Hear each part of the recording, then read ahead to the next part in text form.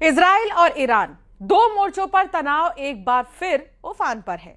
एक तरफ इजराइल के प्रधानमंत्री नेतन्याहू साफ कह दे चुके हैं कि किसी भी कीमत पर फिलिस्तीन को अलग देश नहीं बनने देंगे, फिर चाहे इसके लिए सऊदी अरब के साथ ऐतिहासिक रिश्तों को ही क्यों ना दांव पर लगाना पड़े।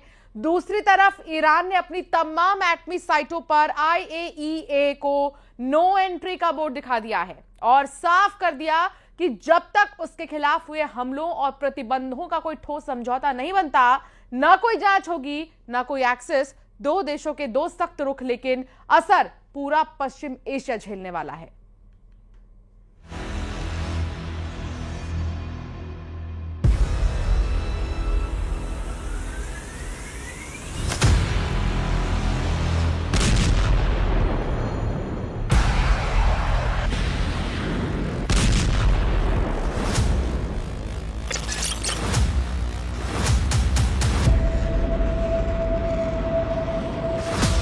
क्या पश्चिम एशिया में फिर उठने वाली है बारूद की आंधी?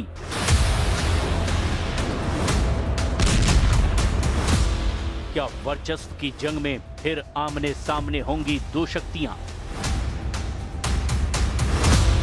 इजराइल और ईरान से बजा नए महायुद्ध का सायरन।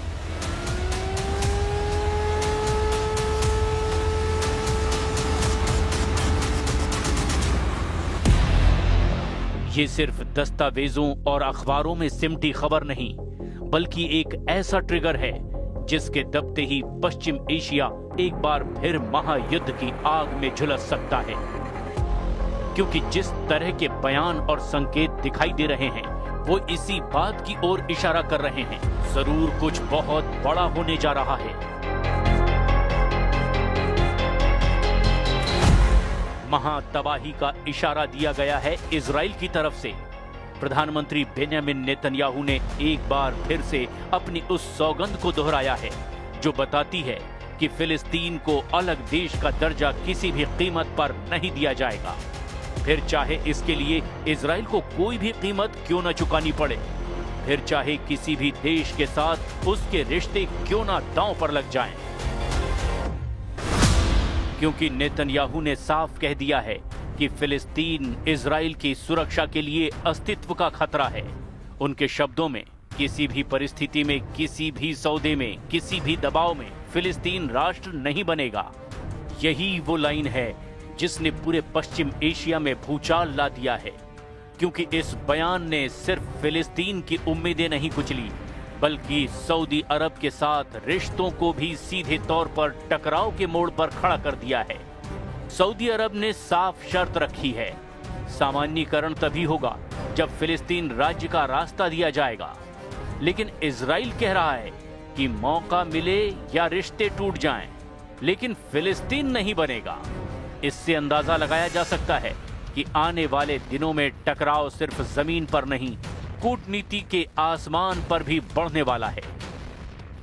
सऊदी अरब ने हाल ही में साफ कर दिया था कि अब्राहम अकॉर्ड में शामिल होने की उसकी इच्छा तभी पूरी होगी जब फिलिस्तीन को एक विश्वसनीय और वास्तविक राज्य बनने का रास्ता दिया जाएगा। एक ऐसा रास्ता जिसे सऊदी क्राउन प्रिंस मोहम्मद बिन सलमान ने वॉशिंगटन में अमेरिकी राष्ट्रपति डोनाल्ड ट्रंप से मुलाकात के दौरान खुलकर दोहरा दिया था। लेकिन दूसरी तरफ इजराइल उस शर्त को साफ साफ ठुकरा रहा है। अपने इंटरव्यू में नेतन्याहू ने यह भी कहा कि गाजा युद्ध ने सऊदी के साथ बातचीत की रफ्तार धीमी कर दी थी, लेकिन अब जब युद्ध शांत पड़ रहा है तो परिस्थितियां फिर से पक सकती हैं। लेकिन वो परिस्थितियां तभी आगे बढ़ेंगी जब दोनों पक्षों के लिए फायदे हों और जब इजराइल की सुरक्षा से कोई समझौता ना हो। इस बीच नेतन्याहू ने गाजा पर एक और बड़ा संकेत दिया है।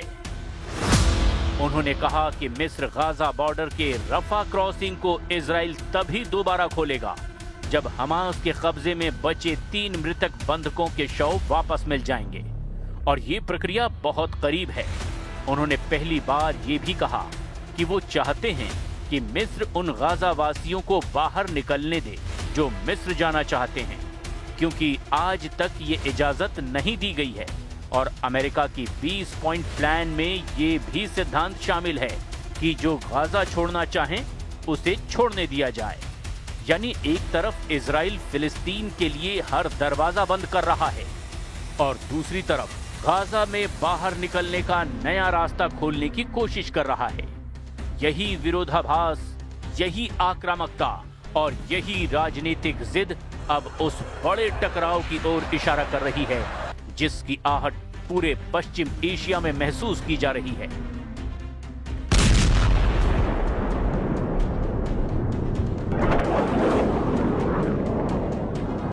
लेकिन तस्वीर यहीं खत्म नहीं होती।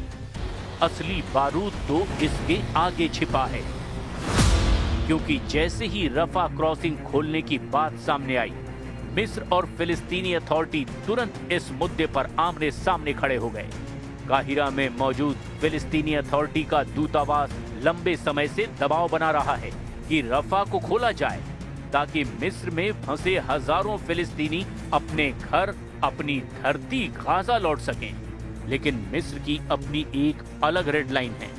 उसका साफ कहना है गाजा वासियों को मिस्र में शिफ्ट करने की किसी भी कोशिश को वो जनसंख्या विस्थापन मानेगा और ये मिस्र के लिए एक रेड लाइन है जिसे कोई भी पार नहीं कर सकता।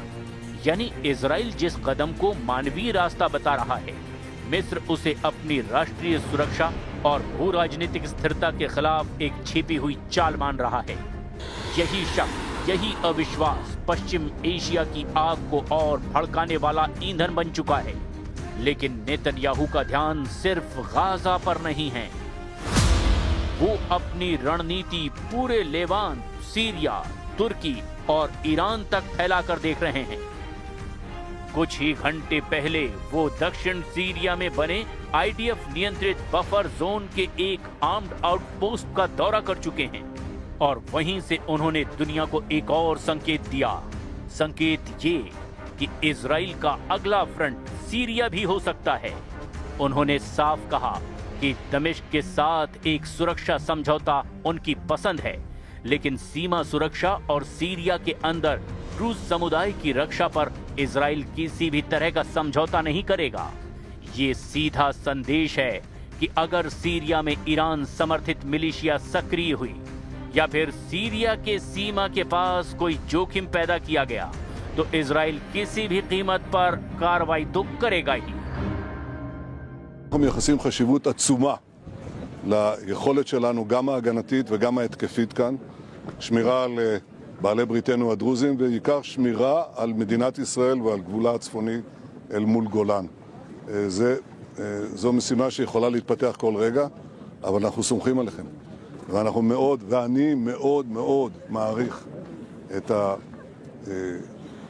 לא רק את מה שאתם עושים, אלא גם את העובדה שהמשפחות שלכם מתגייסות לזה. אני רוצה להעביר לכם תודה, לא רק מממשלת ישראל, אלא גם מאזרחי ישראל, ממדינת ישראל. תודה रबा לכם. इस दौरान जब उनसे पूछा गया कि क्या सीरिया के राष्ट्रपति अल-शरा इस समझौते को लेकर गंभीर हैं, तो नेतन्याहू सिर्फ मुस्कुराए और बोले, कई शर्तें हैं जिन पर बात करना ठीक नहीं। उनका ये जवाब दिखा रहा है कि बैक चैनल में बहुत कुछ चल रहा है, कुछ ऐसा जो सीरिया, इजराइल और अमेरिका के बीच एक नया तनाव क्षेत्र बन सकता है। लेकिन उतना ही विस्फोटक है तुर्की वाला मोर्चा। एक समय इजराइल का रणनीतिक सहयोगी रहा तुर्की, गाजा युद्ध के बाद अब सीधे सीधे विपक्षी मोड में खड़ा है। राष्ट्रपति रेसेप तैयब एर्दोआन खुलकर हमास की तारीफ कर चुके हैं और इजराइल को नरसंहार करने वाला तक कह चुके हैं। और यही कारण है कि दोनों देशों के बीच रिश्ते फिर से जमीन पर गिर पड़े हैं। नेतन्याहू ने साफ धमकी दी कि तुर्की अगर दक्षिणी सीरिया में सीमा के नजदीक घुसने की कोशिश करेगा तो उसे रोक दिया जाएगा।